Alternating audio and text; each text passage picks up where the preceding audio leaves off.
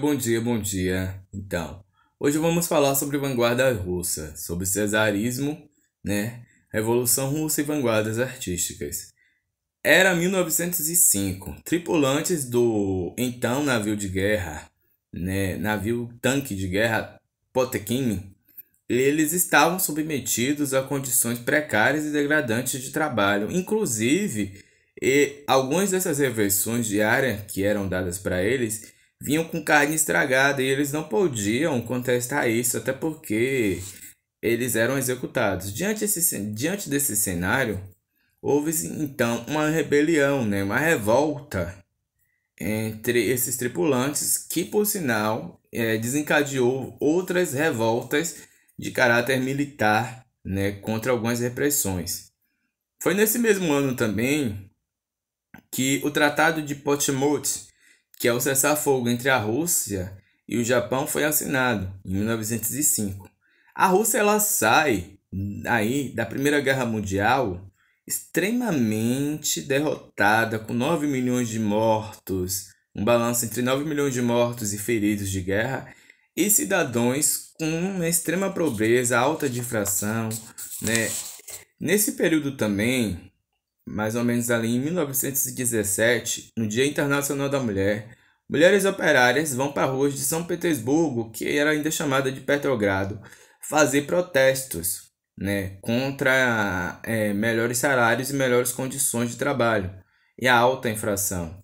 Inclusive, depois disso, vários outros protestos contra a ditadura do Cesar Nicolau II toma as ruas de São Petersburgo.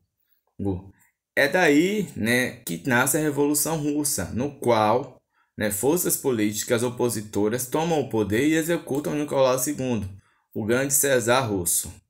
Assim, é instaurada a primeira República Socialista da Rússia. E dentro dessa república, um dos acordos que foram, né, assinados foi que todos, né, fossem alfabetizados. Eu acho isso muito bom, né, falar com vocês, que é algo que naquele momento ali foi de extrema importância, mas também um incentivo à arte, várias artes. Então, assim, essa questão desse contexto sociopolítico, né, de tentar mudar a Rússia, aquele cenário a qual a Rússia estava mais precisamente jogada. Algumas das obras de arte russa, elas seguiram vertentes conhecidas como não objetiva, como a arte abstrata, aquela arte que não é uma arte de forma literal, né? Que ela não segue um padrão a qual estamos acostumados, não pintar um rosto como a gente imaginava que fizesse uma pintura de autorretrato. Então aí vale citar um pintor russo que é Kamensky Malevich, que ele aí e outros grandes artistas já estavam conectados com a arte abstrata. Eles também estavam, né, conectados com outras vanguardas ocidentais, como o futurismo e o cubismo. Daí, né, desses conhecimentos, nascem as vanguardas russas. E dentre as vanguardas russas, que hoje vamos falar, está o raonismo. O raonismo ele foi uma vanguarda russa que iniciou-se mais precisamente em 1911, com experimentos dos artistas Mikhail Lavrov, Natalia Korikova à frente do movimento. Diferentemente do impressionismo, que retratava o objeto em razão à luminosidade que eles estavam submetidos, o raonismo fez da luz o próprio objeto de pintura. Dessa maneira, nessa corrente estética, o foco passou seus raios refletidos e cruzados, formando uma composição. E vale ressaltar que no raionismo, a realidade ela não é objetiva, a linha elas se entrecruzam. E a gente destaca, né, dentro aí do raionismo, Mikhail Lavrov e Natalia Korikova.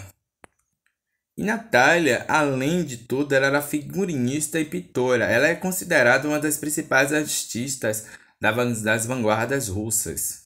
E assim, o raonismo, né, com esses raios, ele traz uma nova perspectiva para a arte abstrata e principalmente a vanguarda russa. Saindo do raionismo, vamos para o suprematismo. Em 1915, o artista russo Kamil Malevich inaugurou o suprematismo em uma exibição de arte de vanguarda ocorrida em Petrogrado, que hoje conhecemos como São Petersburgo.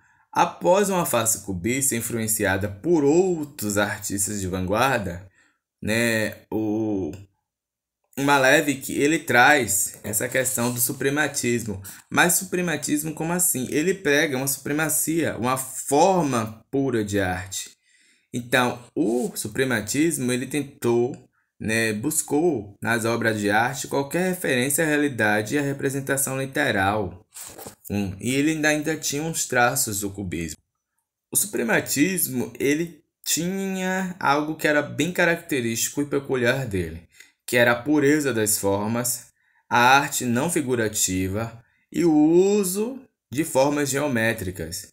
Dentro dessa vanguarda russa, vale ressaltar dois grandes artistas, que é o Kamil Malevich, que é um dos pais, da vanguarda, e o El Lissitzky, que é outro grande artista dessa vanguarda, que trazia essa questão das obras e das figuras, inclusive geométricas, E o El Lissitzky criou, que é outro suprematista, outro artista dessa vanguarda, criou seu primeiro livro sobre suprematismo. O nome do livro era Sobre Dois Quadrados, um conto suprematista em 6 construções. Nessa obra considerada científica, o artista russo procurou explicar com forma gráfica como 2 quadrados, um vermelho e um preto, transformando eles em mundo. Ele foi publicado em 1922 em Berlim. E esse livro é o grande divisor de águas para artes gráficas e é profundamente influenciado pelo design gráfico e de desenvolvimento posteriormente. Em 1924, o artista aproximou-se bastante do construtivismo e criou obras dialogando de forma direta com esse movimento estético, como veremos adiante. Saindo daí do suprematismo, vamos para o construtivismo. Em 1914, uma editora russa chamada Luborg, que de hoje imprimiu em sua gráfica diversos trabalhos com temáticas políticas, feitas pelos artistas modernistas como Kamil Malevich e o poeta Vladimir Malakovich.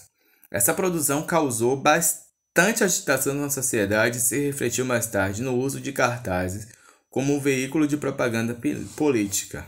Com a ascensão das políticas socialistas, reforçada pela Revolução Russa e ainda mais acentuada pela Guerra Civil, grande parte dos artistas vanguardistas se identificaram com a causa do proletariado e do Partido Operário liderado por Lenin, considerado o grande representante dessa classe lá na Rússia.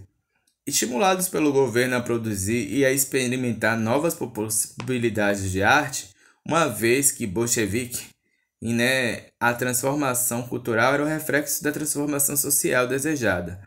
Os artistas favoráveis ao partido, passaram a desenvolver obras com propagandas políticas. E dentre essas características do construtivismo, a arte para o construtivismo, ela é uma construção da propaganda ideológica de formas puras.